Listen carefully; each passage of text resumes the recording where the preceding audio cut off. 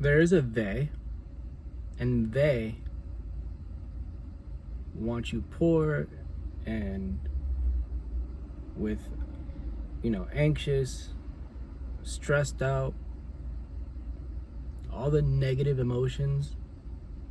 They want that. But what they don't want you to know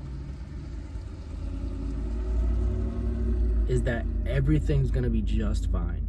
That's the biggest conspiracy theory of all the ones. I started getting into them. I'm gonna try not to say conspiracy theories too much. Not so much that YouTube's gonna throttle my stuff, because it's like my 5th video. The video that I have that's like popping off is like 6 views. But it's practice. Just in case I make it, right? But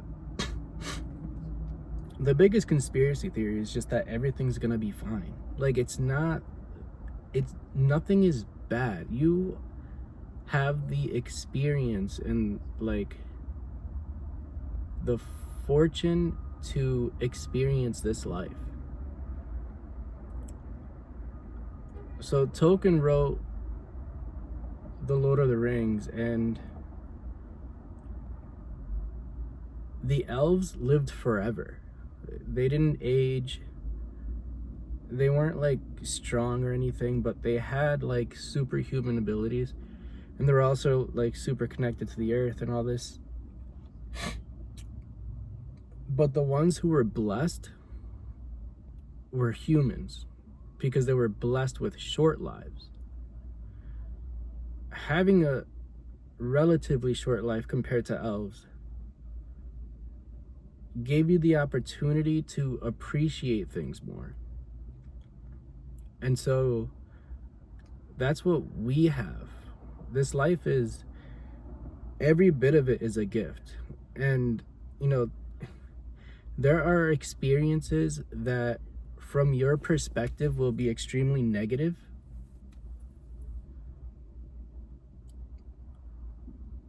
But the reason why there's negativity is because there's good. There's an overwhelming amount of good to be experienced in this life. And you can't have good without evil or bad. Just, you can't have the positive without the negative. Now, what's interesting is say everything was just evil, then there is no evil. Everything just is. And that's what's interesting about I'm using a vague term, but the idea should still come across is if it's just evil in the world, then everything just is, in the animal kingdom, right? So a cheetah eating a gazelle, it just is. It's neither bad nor good. If the cheetah doesn't eat that gazelle, cheetahs die. When it comes to predators,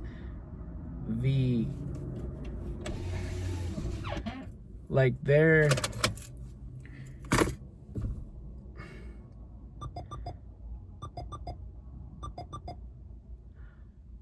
when it comes to predators,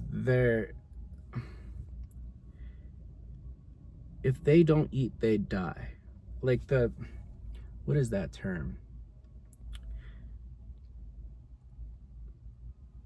Their margin of profit when it comes to food is really thin. So it's possible where if they don't catch something one day, cheetahs will starve. And they don't catch things every day. That's a bit of a digression, but in the animal kingdom, there is no good. It just is.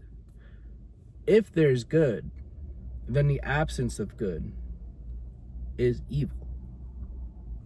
But when there's just evil, then it just is.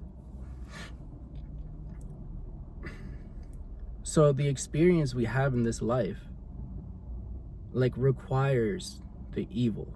It requires the negativity. just based on the fact that there is good. And life, I don't want to say it gets easier. I don't even think it's like more pleasurable. But the experience that we have just being here is great. It's good.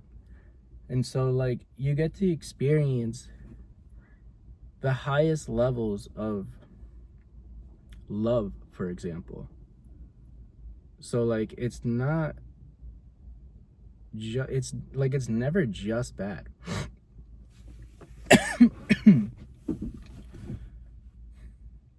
So what do you like do with that information? Well, you just go. So when it comes to the they, them, and like I really think that there is a they out there that wants you to experience the negativity because for whatever reason they get something out of it. And I'm not sure what that is, and I'm not even sure if that's exactly true, but that is what I think. Like, you ever call a call center and it's always the message saying we're experiencing high wait time, so you're gonna have to wait a while every time? So like for years that's always been the case. Every time you call, they never hired more people, they never made it more convenient for you. Someone is feeding off that negativity, and that's like a super stretch, but it seems to come together. This is definitely a weaker video, but you know, for now, getting the reps in, just making videos. I didn't prepare this one.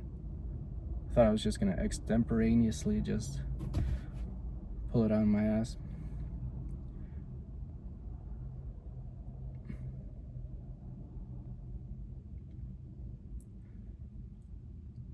So you know what love is. I think everybody has experienced some sort of love.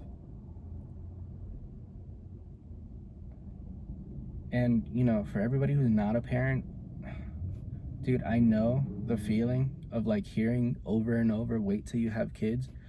But holy fuck, dude. That couldn't be more right. Like I have 2 kids, and my oldest is almost 2.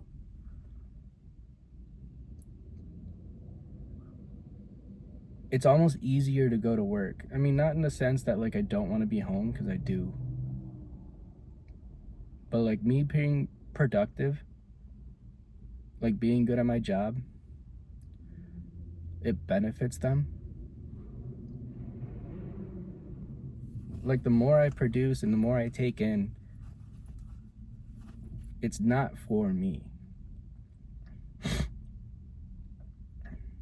And like the overwhelming love that you'll ever feel for your own kid, like you start wondering what were you doing beforehand. My wife and I talk about that all the time. It's just like, what were we even doing before we had them? I gotta jump off the kids topic. Dude, that used to bother me so much. Like, wait till you have kids. Like, dude, shut up. I've always wanted kids, but like, you hate hearing that. But then you get here and you're like it's almost like I didn't even hear it enough. It couldn't be overstated. Like, I work with a dude who's in a literal biker gang. Good guy. He's got kids, and it's funny the conclusions we come to just because we're parents. Some guy smiled at him. Like, we both, like, he and I both drive piece of shit vehicles, and our wives drive nice cars. I wouldn't say nice cars, like they're not like we're not driving Benzes. Like, we're driving what we can afford, but they're nicer. And then, like I said, like there's some sort of pride that comes with me driving a piece of shit and my wife being like pretty straight when it comes to like driving the car. And he like completely agreed. Like it's like kind of cool. Like I drive this thing. Like when we go out, we take my wife's car because it's the nicer car. It fits all the kids. This is just the work car. Like I just take it to work. But like you get a little bit of pride of like, yeah, my wife is set and I wouldn't say I'm suffering. But like the AC in this bitch doesn't work. And summer's coming. And I kind of like that. I like that my AC doesn't work and hers does. I like that I have to like semi-regularly work on this car because shit's going down. It's got almost 300,000 miles. And then her car, like I just do the routine maintenance religiously and that's it. And it's weird, I like that. It's so funny the things that you find out that you like going through life. Like going through life, you don't get to decide what you like. I wouldn't even say like you really don't get to decide what you actually enjoy. Like I always say, I wish I didn't like cars because then it would be so easy for me to drive a car. If I didn't care for cars, I would have at 16 gotten a Toyota Camry and probably be driving it still. But I can't. I like cars. Like they gotta be manual. And they don't have to be particularly fast, although I like that.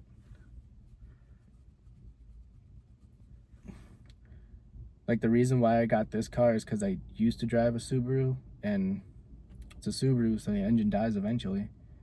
And like I had money, but it was like, you know, I can buy the engine, wait for it to come in, like be without a car for a while, or just like the next day buy a car, save up the money, then like, you know, do that, and then replace the engine, which is what I ended up doing. So like I got this car, but I got this car for $1,500. It's still fun, manual. It's a Civic Si, so like definitely like not quick in any sense, but it's got pep to its step. It's ugly, but gets me around, and it's a Honda, so like I don't have to constantly fix shit. Things happen, but it's because of the fact that it's so old, not so much because it's unreliable. But yeah, you don't get to like pick what you like. It'd be so easy if I just didn't like cars. People who don't like cars, you're so lucky. You have no idea.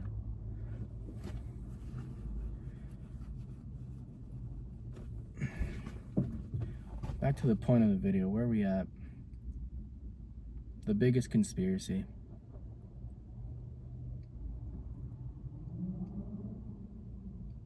You know, everything's gonna be fine, but like no one's gonna make it fine for you. And I understand like people looking into politics and they like hate or love Trump and they hate or love Biden and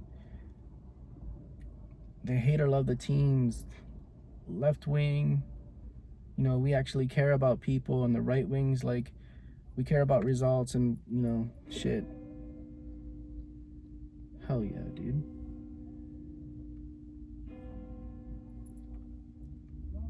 Right on cue. Like I said last time, churches are cool. But like, to have faith in another man is like, it's almost defeating the purpose of the experience that you get to have being alive. Because you're the architect of your own life. Like things happen in your life that sure you can't control, but you have every opportunity to control your reaction to it.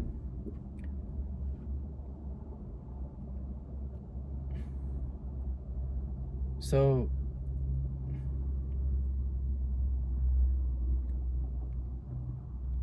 like in this car, somebody rear-ended me once, and like my immediate reaction was like totally cool. And you know, somebody hit me in my last car, much nicer, much more enjoyable car. They didn't rear end me, they backed up into me and like broke shit, but like still totally cool, because like you have that control. So like your reaction to things that happen actually are in your control. Like sure, sometimes like the negative reaction can just be a quicker reaction, but like once you take a breath, you have control. Like your life is yours, and you can go about life being however, but like ultimately what happens to you, and you know, this is, it's kind of tough to take in, but what happens to you is because of you. Like if you're poor, you can trace that back as to why. You always can. Like things happen to you and that you don't control, and you might point out like, well, things are negative now because of things that happened to me that I have no control. No, things are happening to you now that are negative because of the way you reacted before when something negative happened to you back then. Right? So like you can hate the system, do something illegal, go to jail, come out, be real pissed off, and just end up doing the same shit. You can go right back to jail. Or like you can hate the system, do something illegal, go to jail, become Muslim, like start praying 5 times a day, have lots of faith, start like practicing the pillars of Islam. You come out, you're positive, you start just killing the game, discipline, willpower. Like those are two completely different guys that came out of jail. One's going back. The other one's gonna, like, I don't know, practice jujitsu, be a landscaper, get good at his job, make friends with a rich guy, become his sole landscaper. Like I don't know. I'm going off again, but like 2 people can have a similar experience and then end up in different conclusions. Like because of your own reaction, of their own reaction. So I definitely started this channel as like super economical because that's what I can like speak upon extemporaneously. And I'm still trying to find the vibe. Like it's only a couple videos. I'm trying to do one every day to see what clicks for me. But I feel like I have like some shit to say. It's just not figured out. So I'm definitely like a very low level communicator. I've always been that way. And so this channel will hopefully help me out with that, help me work out ideas. Like when it comes to economics, which I'm super interested in, nobody ever finds that interesting. So if like it's something when it comes to like politics, and I'm like, dude, the politicians are just selling you a narrative so that you believe that the economic system is working the way it is because of what they do.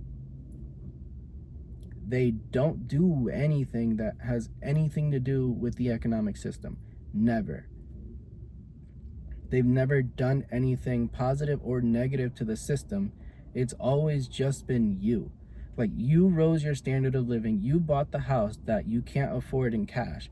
I know nobody can afford like no normal person can afford a house in cash, but like you put yourself in this situation. You have to go to work. You don't get to go to work. You have to now. And now you're like stressed out because if you don't work 40 hours a week, you don't have just enough to like pay the mortgage, you don't have just enough to pay your phone bill. Like, you didn't need a new phone, but now you got a phone bill payment, you know, because you wanted the new iPhone. Does the same shit as the last one. You forgot that you got a new iPhone, but you got it. Your wallet didn't forget. Your wallet remembers every fucking month that extra $20 or whatever it is for your $1,300 phone. You didn't have to do that. And now you're at work, you're stressed out. I don't make enough money. I don't get this. Like, dude, look at what I drive. I'm cool. My phone is last like 2 years old or whatever. Actually,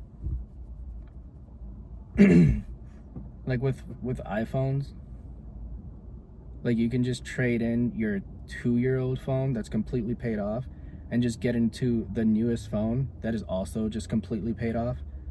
Like, that's what I've always, like, I've never had a phone payment because you can always just trade in your iPhone. Like, sure, you're locked in with, for me, like AT&T for another 2 years, but I'm not going anywhere else. Why would I? It works. Like GSM versus the other one, like for service, like cell phone provider, like it doesn't make a difference to me. It either works or it doesn't.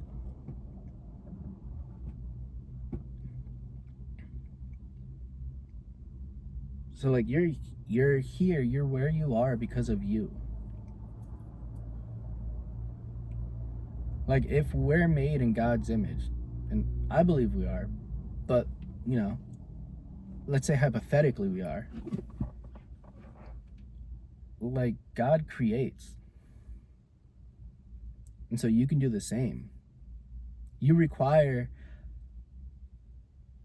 other things that God made. You can't make like something out of nothing, but like you can create, and that's something that nobody else can do. So like, sure, you can create the physical, build houses and stuff, you know,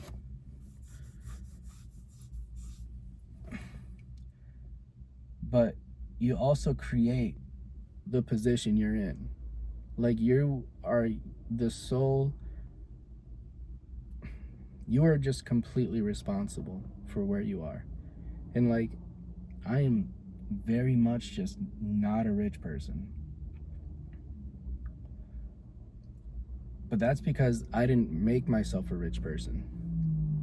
It's not even by choice. I thought I was going to be like super well off. Like, had you asked me 15 years ago, dude, I thought I was set. I was like, dude, I'm going to figure it out. I'm going to do things and make money. And like, I barely make middle class. If my wife worked, we would be like strong in the middle class, whatever that even means anymore. But I'm here because of what I did, because of how I lived my life. Not because my mom did anything, or my dad or my father. It's not them. Like, it was my reaction to how I was brought up. It was my reaction to like things that happened to me that I can't control. Like, I didn't finish college because of me. So like, for example, and I wasn't gonna talk about that like very specifically, but I feel like we kind of, like, somebody could find use in it. But like, so I went to a military college for engineering, and I was just killing it. Like, I can take anything apart and put it back together, for sure. I've never had a problem with that. Anything, whether I've seen it before or not. And like, I'm just so good at math. Like, without, the thing about math is like, it's just procedure. There's nothing complicated about it. So like, parts that fit only fit in one spot sometimes, and you just gotta know in what situation they fit. Like, when it comes to calculus, you gotta understand what you're doing. Like, most of the time you're just trying to find, like, whether it's an instantaneous slope in a curve, or you want to find the complete like area under a You want to find the area under a parabola. Like it's not particularly complicated. You just need to understand what you are doing and the procedure that goes along with it. So yeah, I went to college. Jeez, I went off, but like I went to college, doing super well, playing football, and then like cause it's a military school, like I became diabetic my first semester, my senior year. And then when I found out I couldn't do exactly what I wanted to do, which was like military based, like I couldn't join the military, like I just fell off. I stopped doing homework, stopped showing up to class, and like my 3.6 GPA, which is like pretty high for engineering and for that military school, because you know you have other responsibilities that come with just being at that school regardless of what you study. Like I just stopped. Like I stopped showing up to class, stopped talking to people. Like my GPA just crashed. And then I just didn't go back. Like it could have finished. Like I had every opportunity to finish. I had like the skill, I had the skill set, but I completely lacked the will. And so if I graduated from there, like, yeah, I would have been making a lot of money when I graduated. I would have made way more money now.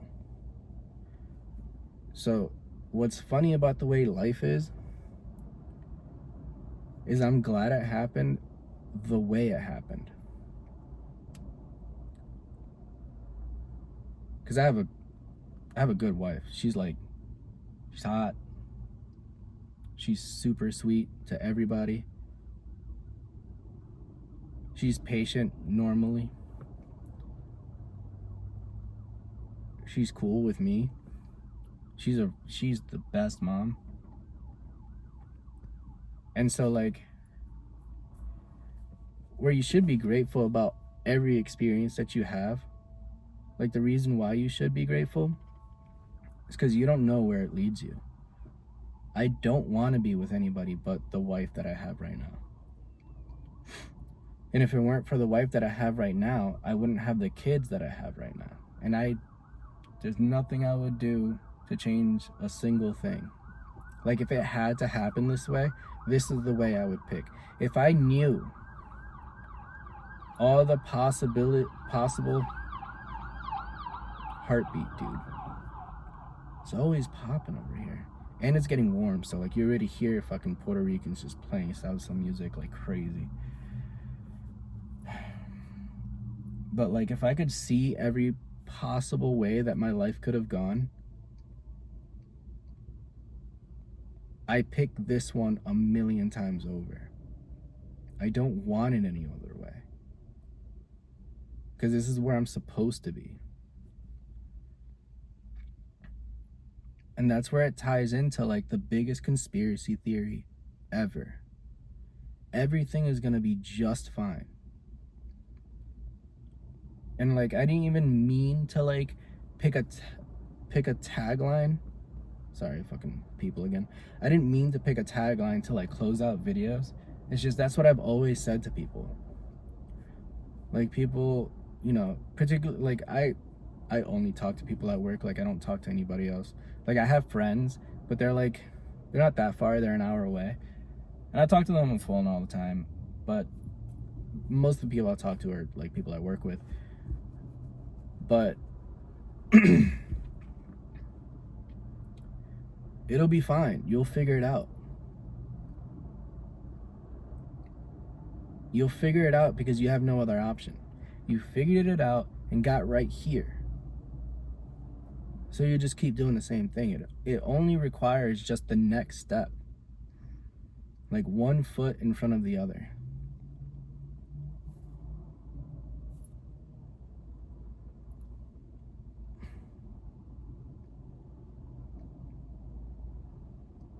And that's the biggest conspiracy theory that they don't want you to know. There is a they. I don't know who. You know, we can talk about this like Middle Eastern country that's like pretty small. They have this like weird wall that, you know, like whaling is literally a negative term. And they're like touching it. They force other presidents from the United States to touch it, cover their head. They wear these like really small hats. Some people say they can control the weather, which is hilarious.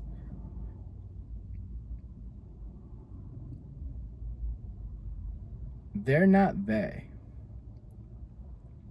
Like I hope somebody sees this that's like super obsessed with them, because like that's one of the things, especially lately and with Ye and shit, like it's not them that did anything to you. There's, you know, poison in our food. There's high interest rates. There's degeneracy in our media.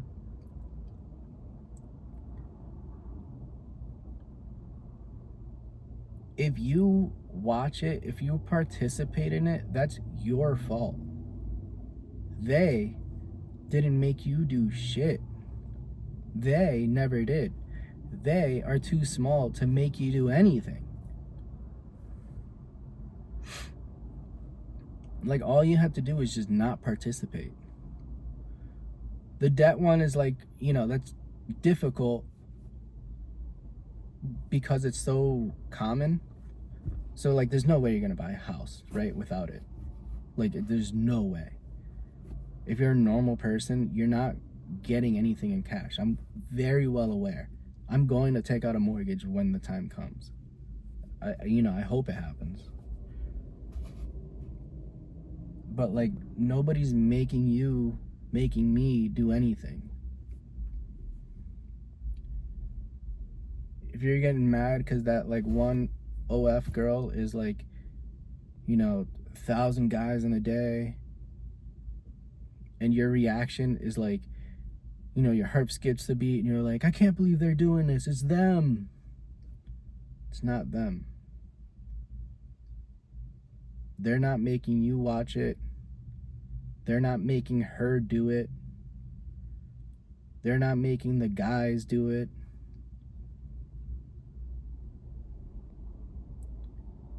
You really are the architect of your own actions. You control it. You come up with the design of what you are going to do.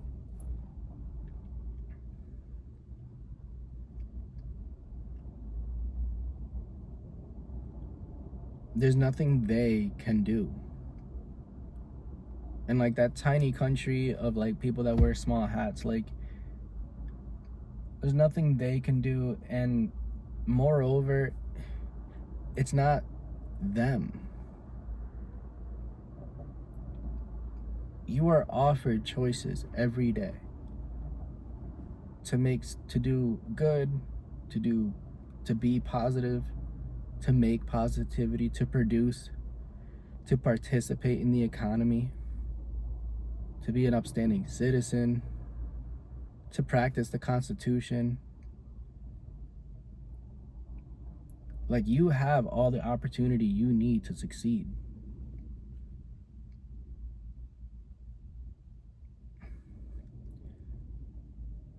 And you just gotta figure it out.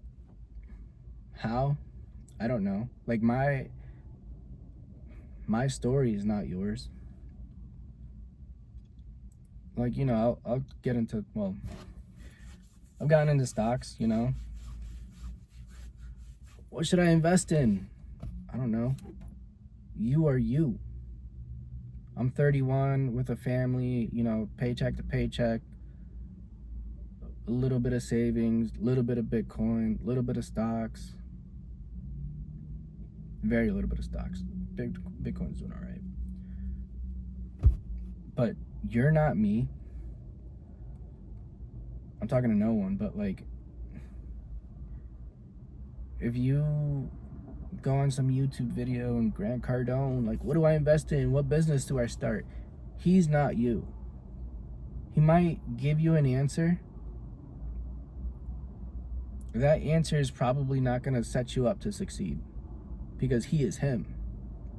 He's not him, but like he's just a guy, a rich guy. So like, why would the decisions that he make benefit you if he doesn't know, one, who you are, most likely, and two, he doesn't even know what it's like to be in your position?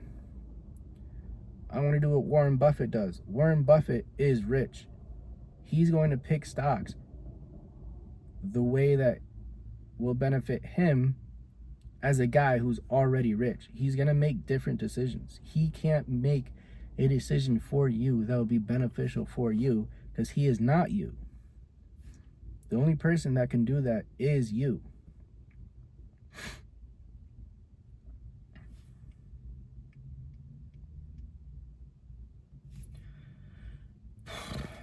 I guess we'll call it. Like, I have more time, but like, this point I'm just kind of rambling. This was a rambly video. I hope it helps somebody. Talk about economics again tomorrow. That's my jam. I can actually speak on it accurately and extemporaneously. Here, it's just a vague mumbling of words. But you know, the biggest conspiracy is that everything's gonna be just fine. You'll be all right. You'll figure it out.